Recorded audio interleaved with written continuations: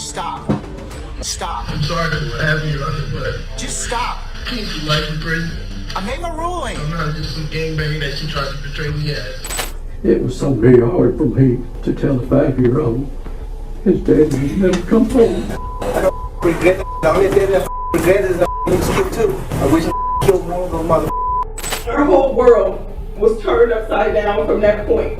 You took it upon yourself to end my son's life. You changed our lives forever. This is Jonaki Martinez Estrella, who was facing murder charges in New York City. On the night of June 20th, 2018, Estrella, along with Manuel Rivera, Elvin Garcia, Jose Munez, and Antonio Santiago, brutally stabbed and killed 15-year-old Lisandro Guzman Feliz. All 5 were part of a vicious Dominican gang called the Trinitarios. According to reports, Lisandro had gone to meet a new friend a few blocks away from his apartment in the Bronx.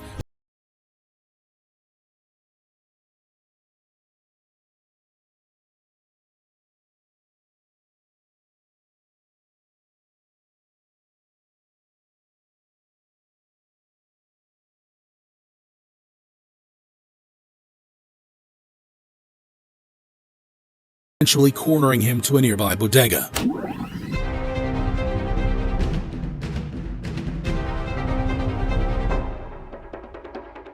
CCTV footage from inside the shop shows a desperate Lisandro seeking refuge and trying to hide behind a counter.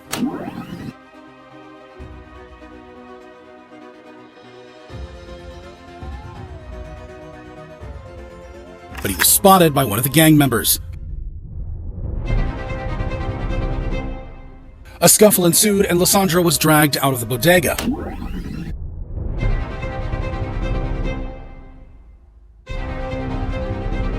What happened next shocked the entire city of New York. Armed with large knives and machetes, the 5 took turns brutally stabbing the teenager.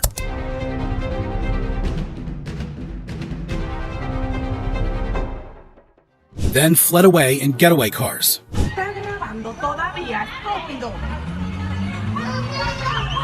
After the attack, a severely injured Lisandro managed to enter the shop but was sent away. Outside and fading fast, he gestured towards onlookers to call 911. Then he started running towards St. Barnabas Hospital, which was just 1 block away, before collapsing at the entrance.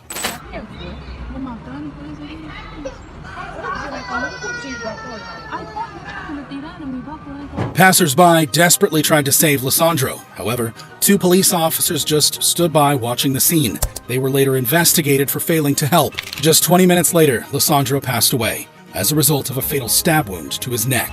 Police soon got hold of the CCTV footage and arrested the 5 suspects, charging them with first-degree murder. Police have arrested the 5 suspects accused in the murder of this teenager in the Bronx. At their trial, a 6th member of the Trinitarios gang, Kevin Alvarez, testified against the 5 murderers. Kevin Alvarez's arrest, he's testifying in court against 5 of his fellow alleged Trinitarios gang members. Alvarez, who had helped drag Lisandro out of the bodega, identified the suspects in exchange for lesser time served for conspiracy charges.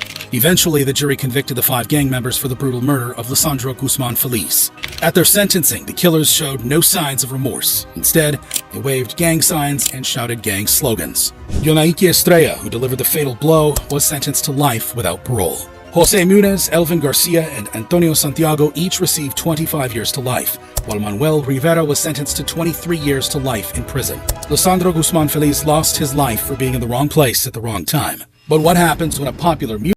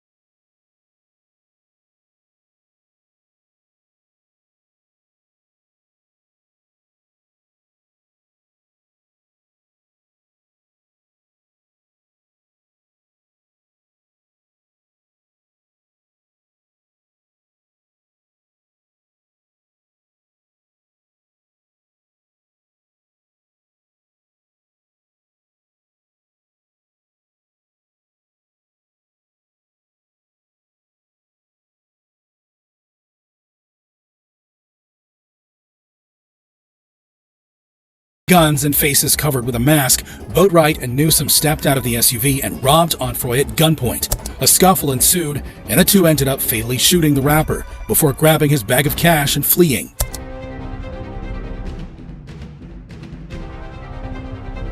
A passerby filmed the immediate aftermath of the attack and called 911.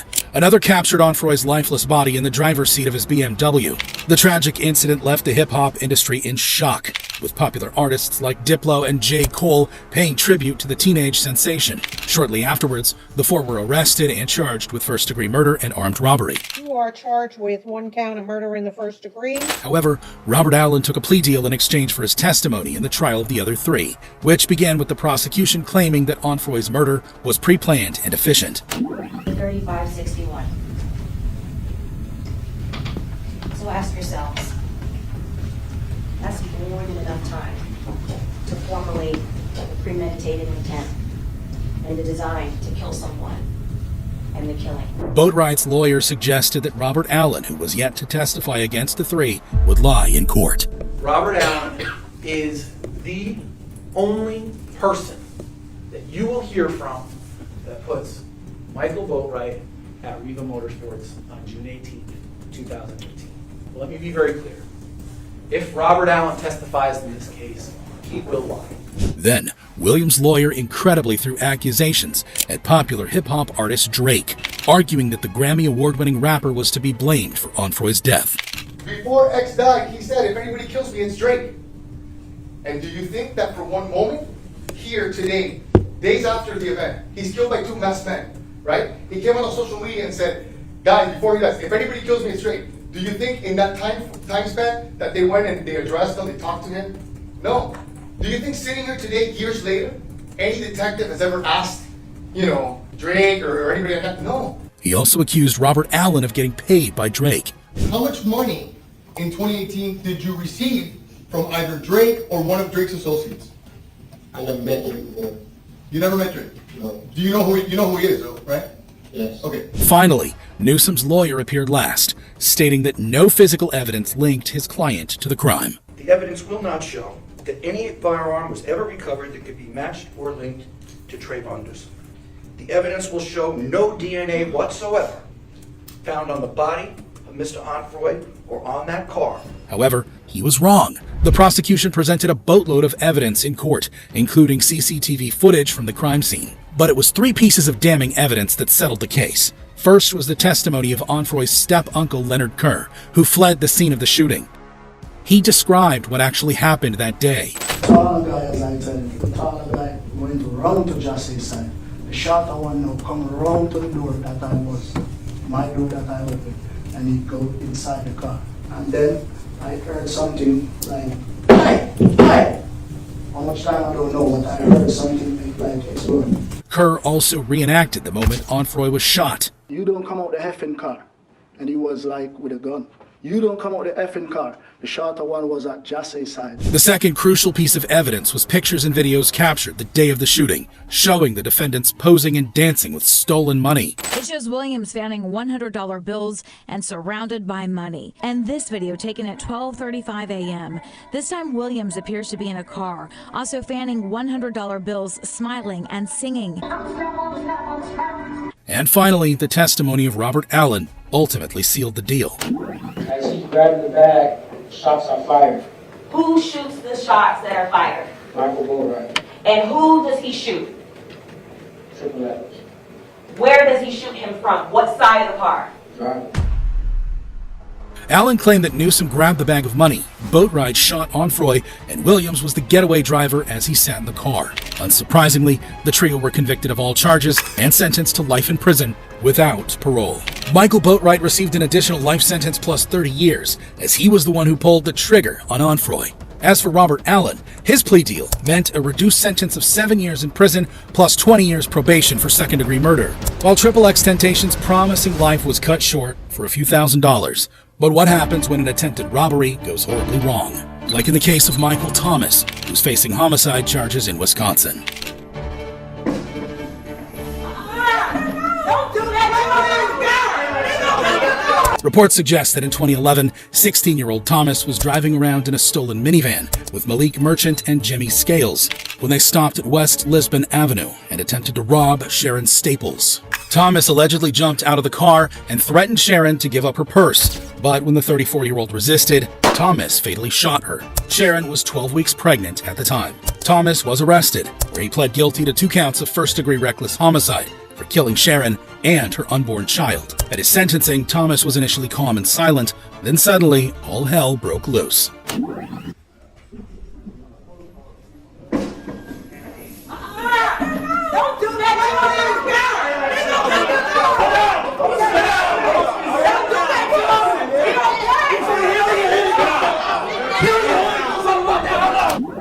As he was about to leave the courtroom, Thomas looked towards his family and made an attempt to move towards them. This prompted court deputies to tackle him to the ground, causing an outburst among those sitting in the gallery.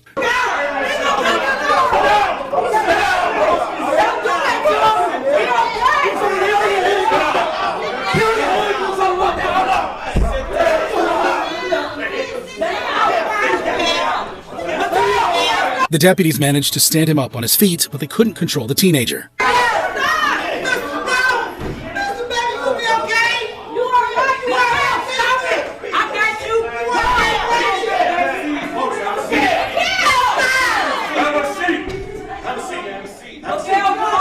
At last, Thomas was restrained and escorted out of the courtroom.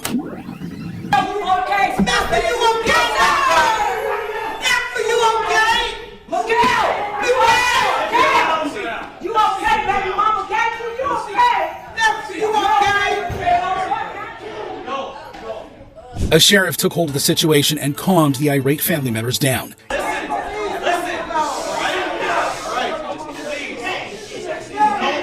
good is going to be done by this courtroom being disrupted, okay? What's going to happen is we are going to allow the other people that were in this courtroom to leave, okay? Eventually, the crowd started leaving.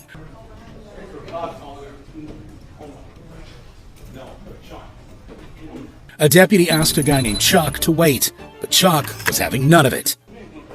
Just wait, okay? We're going to let everything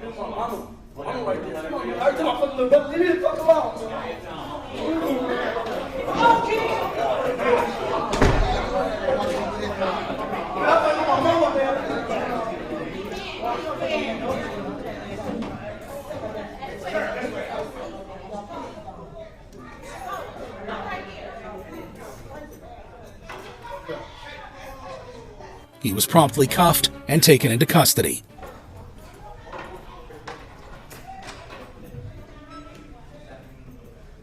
Ultimately, Michael Thomas was sentenced to 35 years in prison. As for Malik Merchant, who police said acted as a lookout, he was sentenced to 17 years in prison. The getaway driver Jimmy Scales, who claimed to be a member of the street gang Disciples, was sentenced to 25 years in prison. While Michael Thomas showed great physical strength and defiance in court, what happens when a gang member bursts into tears? Like in the case of Brandon Spencer, who's facing attempted murder charges in California. Police said that in 2012, 19-year-old Spencer was involved in a shootout at a Halloween party on the University of Southern California campus. He was convicted of shooting a rival gang member at a 2012 Halloween party on the USC campus. 4 people were wounded in the incident. Some students fled the scene, while others hid. Reportedly, Spencer also ran with them, but was eventually captured by the LAPD. He was charged with 4 counts of attempted murder. During his trial, the prosecution argued that Spencer, a known gang member, fired into the crowd in retaliation against a rival gang member. That if you are so intent on killing someone,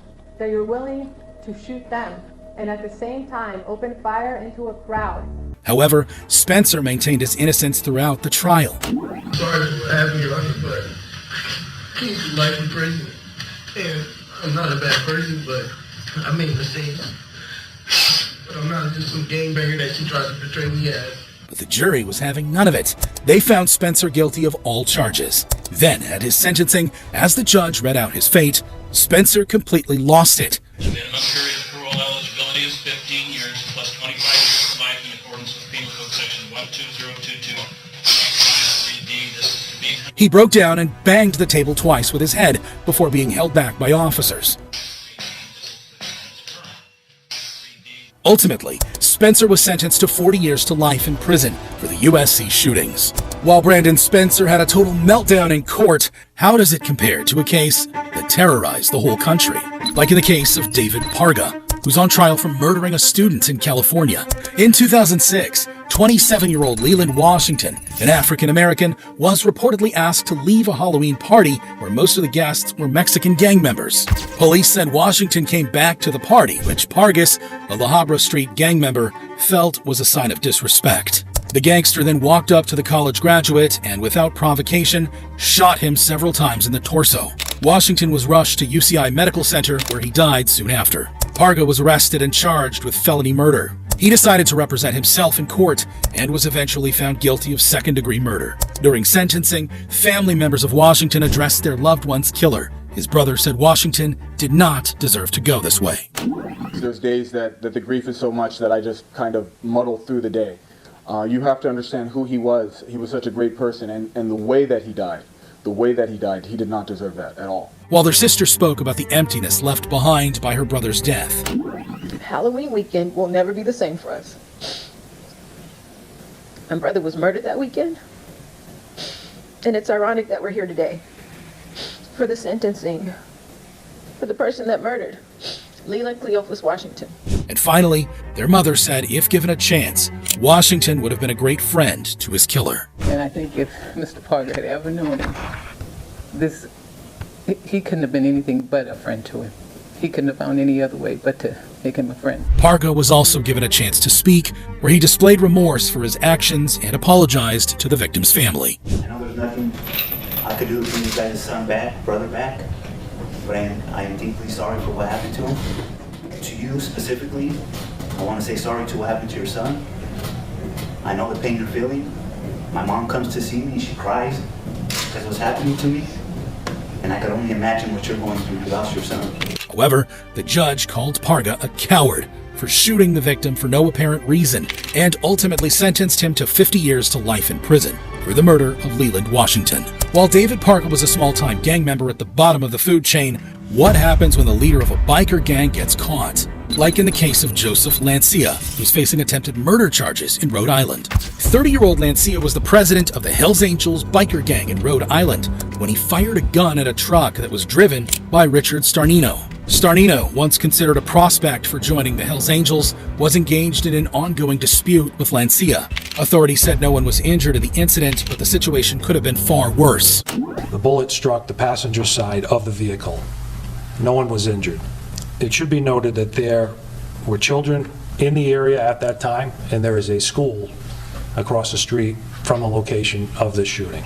Astonishingly, Starnino not only survived, but he kept on driving and finished his deliveries. After the incident, a massive raid was conducted at the Hells Angels headquarters.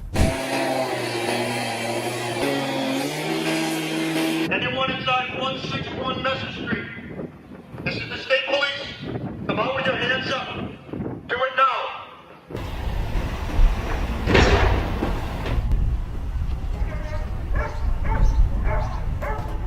Some gang members were arrested and taken into custody. Lancia, too, was arrested. However, as part of a plea agreement, the more severe charges of attempted murder were dropped. Instead, Lancia pleaded no contest to felony assault and battery. 30-year-old Joseph Lancia changed his plea from not guilty to no contest. At his sentencing, several members of Hells Angels came in full support for their president. Lancia was given a chance to speak, which he refused. Is there anything that you would like to say, sir? Nothing. However, Judge Kirsten Rogers had some words for Lancia. Should you not appear in a timely manner, and I'm talking 5 minutes late, or if there are any violations of your release. She also ordered him to stay away from the victim. There is a no contact order for the protection of Richard Starnino for the duration of 8 years. Eventually, it was time for Lancia to learn his fate. A 5-year full sentence, all of which is to be served at the ACI. Lancia was ultimately sentenced to 5 years in prison plus 10 years of probation. While Joseph Lancia's victim lived to tell his tale, what happens when drug dealers go after one of their own? Like in the case of 33-year-old Christopher Dean, a drug dealer in Atlanta who wanted to leave the criminal world behind. Looking to make one last drug deal before turning clean, Dean set up a deal with Xavier Gibson, who was a member of the street gang Gangster Disciples. The gang had learned that Dean previously worked as a police informant and lured him to meet at Gibson's house in Sandy Creek Drive. Then, for more than an hour, they viciously beat Dan with a crowbar and a 2x4 before sodomizing him, torturing him, and ultimately executing him. The gangsters then disposed of Dean's body at the Hamilton E. Holmes MARTA station. Police just discovered a man's body in the trunk of a car. Police found the body dumped in the back of a car, along with the torture weapons. But it was back at Gibson's house where they made a shocking discovery. Police found evidence that the suspects continued living at the house, with Dean's bloodstains everywhere. 5 members of Gangster Disciples were arrested for Dean's murder: Christopher Lockett, Xavier Gibson, Cortez Clark, Joshua Rooks, and Jasper Green. Such was the extent of the torture that prosecutors said Dean's skull was actually depressed. They beat him to the point that his skull was actually depressed. They also said the suspects were trying to send a message to other gang members. They were obviously attempting to send a message to fellow gang members and anyone who might dare to testify against them. All 5 were found guilty of murder and other gang-related charges. At their sentencing, an emotional father of the victim took the stand. We all have empty space in our hearts for Chris. It was so very hard for me to tell a 5-year-old his daddy would never come home. Ultimately, the 5 gang members were sentenced to life in prison for the murder of Christopher Dean. While Christopher Dean's killers showed no remorse, the suspect in our next case made the whole courtroom emotional. This is Tariq Jackson, who's on trial for murder in Michigan. Jackson was 16 when he allegedly pulled out a gun and opened fire after a fight broke out between 2 Ypsilanti gangs in 2015. The bullet hit 20-year-old Keandre Duff in the head, instantly killing him. Jackson, now 18, was facing multiple charges, including open murder. He was set to go to trial, but eventually pled guilty to second-degree murder. Things got emotional at his sentencing when the victim's mother directly addressed Jackson. Our whole world was turned upside down from that point. She said his actions had changed her life forever. You changed our lives forever. You took it upon yourself to end my son's life. But shockingly, she forgave her son's killer and showed sympathy towards him, addressing him as a young man who had dreams. Well, he forgives you. And I forgive you. I don't hate you. And then they sent me a picture of Mr. Jackson, and when I looked at him, I said, Lord Jesus, this is somebody's baby. This is a young man who had dreams to be more than what he became. And if anything, Father God, in the name of Jesus. She then asked for Jackson's mother and had some words of comfort for her. Is Tariq's mother in here? Mom, come here. Your son is still going to be a great man. All he has to do is give it to the Lord. Then, in a heartfelt moment, the 2 mothers shared a hug in the courtroom. Jackson was also given a chance to address the court, where he apologized to the victim's family. First off, I just want to say sorry to the family of the victim. I wish the situation would have played out like that. I never thought that my choices and decisions would have affected so many people. No mother deserves to bury her son, and no mother deserves to see her son change. He said he got involved in gang activities when he was young and took full responsibility for his crimes. I was 16 at the time of the incident. I was young, angry, full of pride, caught in the streets, and in the middle of gangs and all type of other stuff. And I felt like, that was the best choice for me to make. But today I don't think that was the best choice.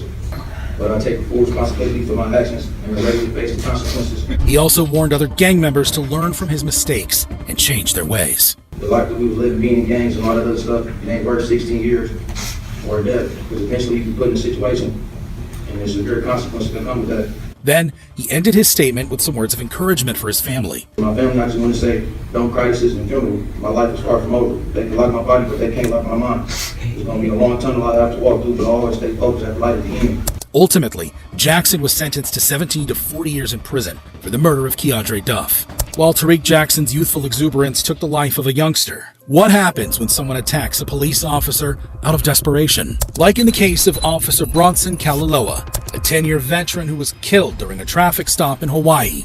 In 2018, Officer Kalaloa approached a vehicle driven by Justin Weike, a wanted fugitive who was out on bail. Weike had an outstanding warrant against him for violating bail terms. He also had 16 prior convictions, including drug and firearm offenses. During the stop, as soon as the officer approached him, Weike opened fire, hitting Officer Kalaloa in the neck and leg. The The 46-year-old later died in the hospital. Waikiki escaped and went on the run, and a large manhunt ensued on the island of Hawaii. 3 days later, an SUV was stopped at a checkpoint in South Point. Police said Officer Brian Tina opened the rear hatch of the vehicle, and Waikiki, who was hiding underneath a blanket, emerged and opened fire, wounding the officer. Justin Waikiki wasn't a very back-and-head shot him. He had concealed himself underneath the blanket, so the officer did not see him. Other police officers returned fire, and Waikiki was killed in the shootout. There was an exchange of fire there, and Waikiki, as a result of the exchange of fire, Waikiki was killed. Waikiki had 3 accomplices present in the car who were helping him escape: Jorge Pagan Torres, Malia Lahala, and Crystal Ferreira. Torres, Lahala, and Ferreira remain in custody, and today in court, the judge denied them bail. They were arrested and charged with accomplice to attempted murder. However, the prosecution couldn't prove those charges, and the 3 were later convicted of lesser misdemeanor assault offenses. Ultimately, Lahala was sentenced to 6 years in prison, while Pagan, Torres, and Ferreira each received a year of imprisonment. While Officer Bronson Kalaloa lost his life in the line of duty, what happens when a helpless elderly woman is killed? Like in the case of David Moses, who's on trial for murder in California. Moses was 17 when he and 2 others reportedly entered the home of Dorothy Session with the intention of robbing the 81-year-old. When Dorothy resisted, Moses mercilessly beat the old woman to death. Moses admitted to investigators in an interview that he struck the woman. Police found Dorothy's body with multiple injuries, including a broken nose, missing teeth, cuts to her mouth, and black eyes. Moses was arrested and 2 years later convicted of first-degree murder. At his sentencing, Moses showed no remorse for his actions. He laughed and yawned throughout the proceeding, finding the whole situation boring. With a chuckle, a laugh, and yawn after yawn, David Moses acted strangely at his sentencing this morning. At one point, he even dozed off in his chair. Prosecutors said Moses seemed to enjoy the trial. It gave me the impression that he thought this was a game. There was just no expression of remorse whatsoever for his actions. While Moses was facing a lengthy time in prison, his attorney asked the judge for hope in the form of a possibility of parole. To give him that hope for the next 25 years, that he may have an opportunity to be returned to society. But the judge was having none of it, and ultimately sentenced Moses to life in prison without parole. The judge sentenced Moses to life in prison without the possibility of parole. Mr. Moses received the punishment he deserved. Frankly put, he's just a dangerous individual, and there's only one place to put him, and that's in the penitentiary for the rest of his life. Since Moses was sentenced as a juvenile, a change in law meant he became eligible to be resentenced as an adult. Even though there was a chance of changing his sentence from life in prison to 25 years to life in prison, the judge emphasized Moses's complete lack of rehabilitation since his conviction. Couple that with the brutality of the attack on Dorothy Session, the judge resentenced Moses to life in prison without the possibility of parole. While David Moses was twice sentenced to life for killing a helpless old lady, what happens when a killer vows to kill more in the courtroom? Like in the case of Luis Bracamontes, who's on trial for killing 2 police officers in California. As per reports, on October 24, 2014, Bracamontes went on a violent crime spree that resulted in the deaths of 2 sheriff's deputies in Northern California. It all started in the parking lot of a Motel 6 when Sacramento County Sheriff's Deputy Danny Oliver was fatally shot in the head as he was examining Bracamontes' vehicle. Bracamontes then stole a car and fled to Pacer County, where he shot 2 law enforcement officials, killing Detective Michael Davis Jr. Bracamontes, an undocumented immigrant, is accused of murdering Sacramento County Sheriff's Deputy Danny Oliver and then Placer County Sheriff's Detective Mike Davis Jr. during a crime spree that also included carjacking and other shooting victims in October of 2014. An extensive manhunt followed, and eventually, Bracamontes was taken into custody. Even though Bracamontes pleaded not guilty, his courtroom actions suggested otherwise. Ladies and gentlemen, please step out in the hallway. Bracamontes showed no remorse and wished he killed more, promising to do so once he broke out of prison. You don't want to allow me to do that. Please step out in the hallway. I don't regret it. The only thing that I regret is that I killed 2. I wish I killed more of those mother. I will break out soon and I will kill more. However, what he did next shocked everyone in the courtroom. Be silent. Be silent. Bracamontes gladly admitted to killing the 2 police officers. Even his own attorney didn't try to hide the fact. Mr. Bracamontes is responsible for the deaths of both Deputy Danny Oliver and Detective Mike Davis. Unsurprisingly, Bracamontes was found guilty of first-degree murder. Did unlawfully and with malice aforethought commit murder in the first degree. His reaction? A wry smile and an audible cheer. We find the defendant guilty. Bracamontes' behavior got even more unsettling as he blew kisses, smiled, and clapped towards the victim's family members sitting in the gallery. Then, in one final act of defiance, Bracamontes made a chilling threat while leaving the courtroom. While Luis Bracamontes' cold-blooded murders and courtroom threats were truly shocking, what happens when you have to kill to move up the ranks within a criminal gang? Like in the case of Victor Rodas, who's facing murder charges in Virginia. According to reports, on March 27, 2017, Rodas and 4 other members of the international criminal gang MS-13 kidnapped and brutally killed Raymond Wood.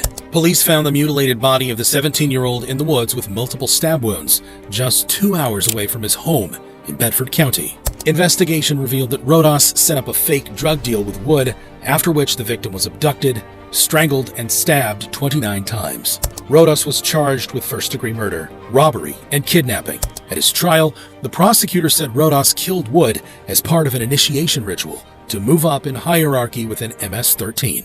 Because Raymond Wood had to die for several reasons. He had to die for MS-13. He had to die for the sailors. He had to die for his reputation and rank within that vile organization. The defense argued that Rodas was merely the getaway driver that day and had nothing to do with the stabbings. He had no idea what was going on. He was just told to get in a vehicle and go on a ride. The trial hit an impasse, and it seemed Rodas would get away scot-free until police stumbled upon a crucial piece of evidence: the murder weapon. Lead investigator John Maddox testified that he saw a dragon's head shining light towards him at the murder scene. So I decided instead of walking back through the high grass, I would walk straight through the woods to my car. I walked about 20 yards and looked down because it was a shimmer of light that hit just right, caught my attention.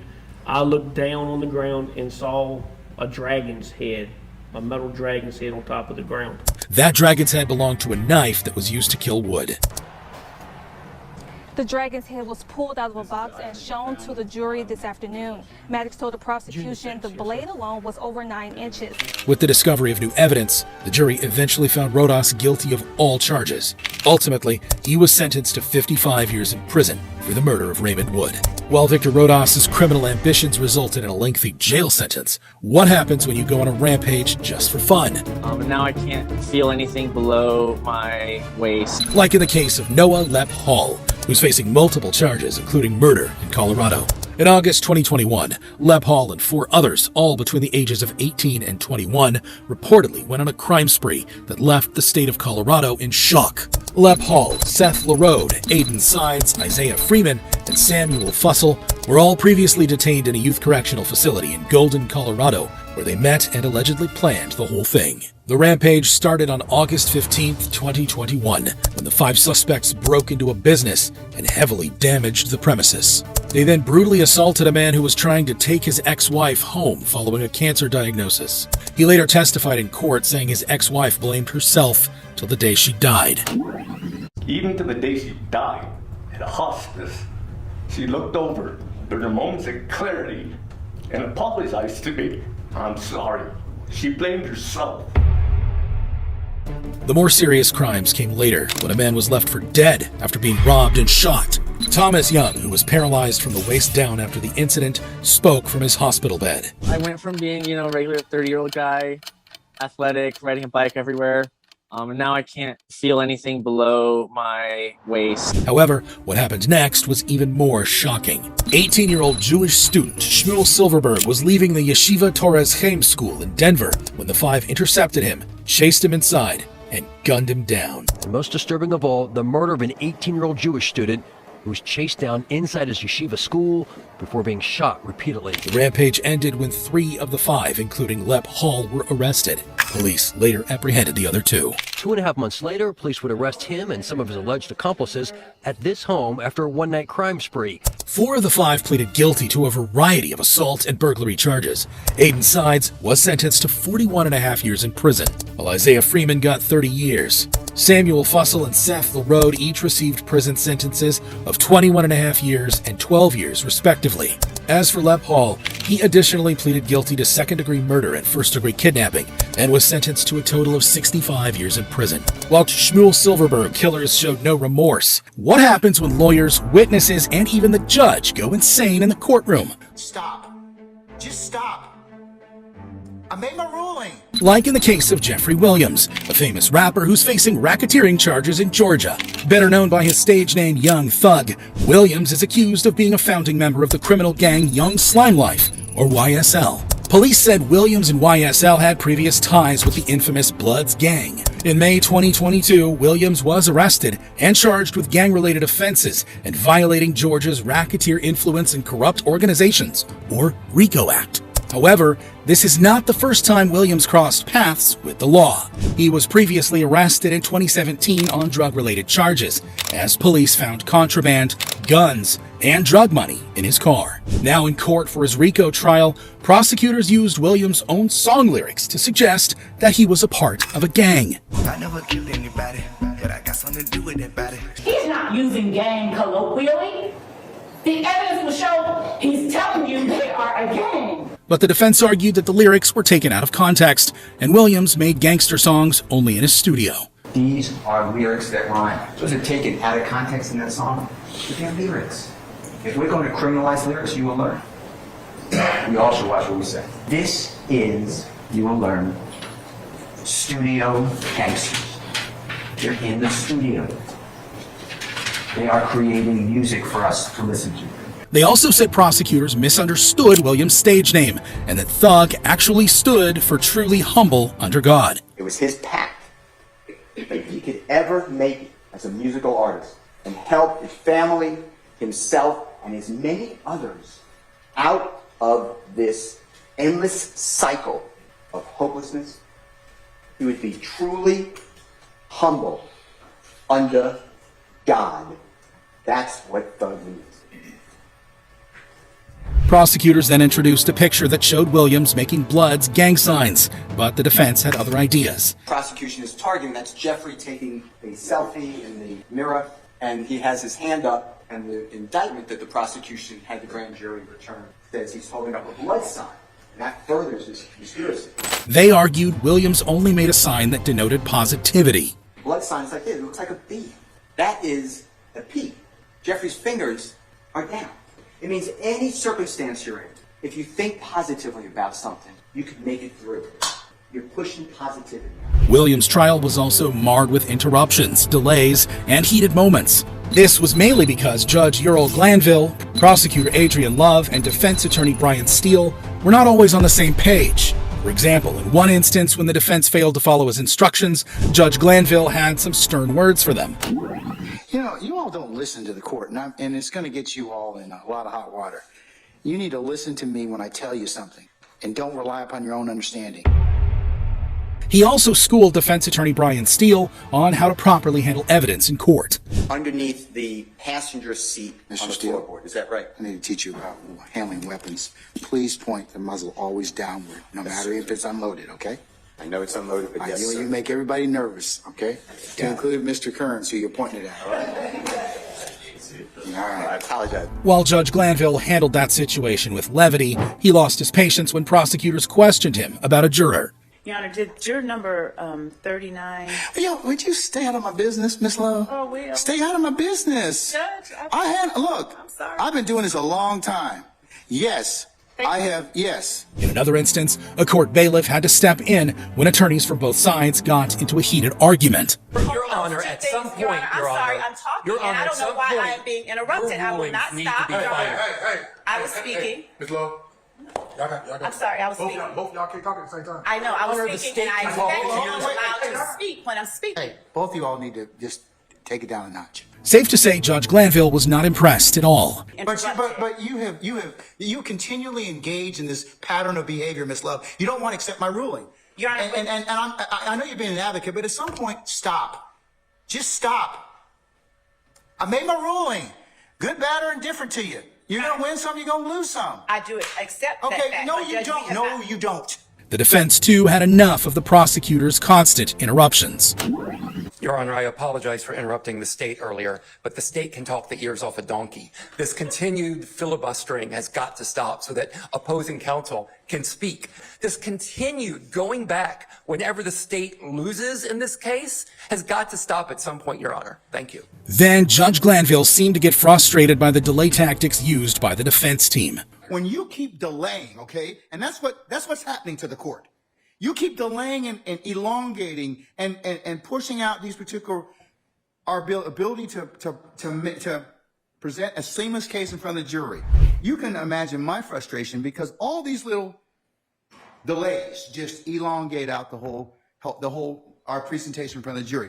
That's for your benefit, not for mine. Williams' attorney, Steele, didn't appreciate it. Instead, he demanded an apology and asked the judge to recuse himself from the case. I make a motion to ask you to please recuse yourself. I know it has to be in writing within 5 days. If you want me to do that, I'll do it. And it has to go to another judge. But this is what's going on, Your Honor, whether you see it or not. You're yelling at me in front of a jury for nothing. And then you won't apologize. And I did nothing wrong ever. Things also got pretty heated when Judge Glanville had an issue with the timing of some evidence that the prosecutors wanted to introduce. I'm not going to do this anymore. I'm just not.